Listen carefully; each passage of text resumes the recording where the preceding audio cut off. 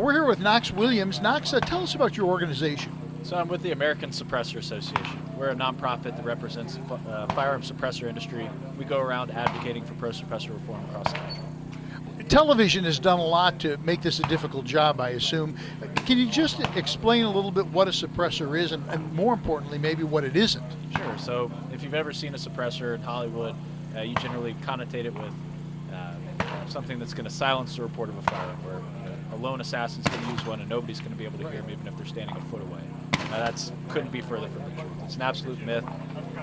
The sounds used by Hollywood to portray suppressors are completely fabricated. Really what a suppressor is a muffler for a firearm. Same exact science. You're allowing hot gases to cool in a controlled environment and expand slowly, which reduces the noise signature. And why is it that we would even want to have suppressors? What's the point? Guns are loud. Guns are loud to the point where if you're not wearing adequate hearing protection, you're going to damage your hearing permanently.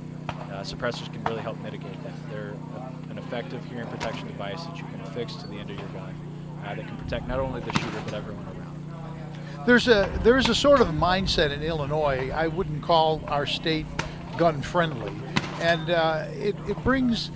You know, I'd mentioned earlier that in many places in Europe, if you want to hunt, as anti-gun as Europe tends to be, you have to use a suppressor. Isn't that right? That's true. Look at places like the UK, where it's very hard to get a gun. It's almost mandated that you use a suppressor. So we're trying to get it here in Illinois. What's happening on that effort? Sure. So we're working with the NRA to try and get that through, and some in-state groups as well. It's passed the House. Even Speaker Madigan voted for it. Right now, what we need is for Senator Colton to allow us to get it to a vote. I think we've got the votes. We've spoken with Governor Rauner personally, and he's told us that if it hits his desk, he's going to sign it. So right now, all we need to do is get it through the Senate and get it down to a full vote. So what can people do to help this process? Biggest thing you can do is reach out to your state senators, encourage them to support the legislation. The more folks that reach out, the more likely it's going to be that we're going to get this right. And tell folks how they can get a hold of you if they need to. We've got a website, www.americansuppressorassociation.com. Call your local state representative or senator. It's time for Illinois to have suppressors.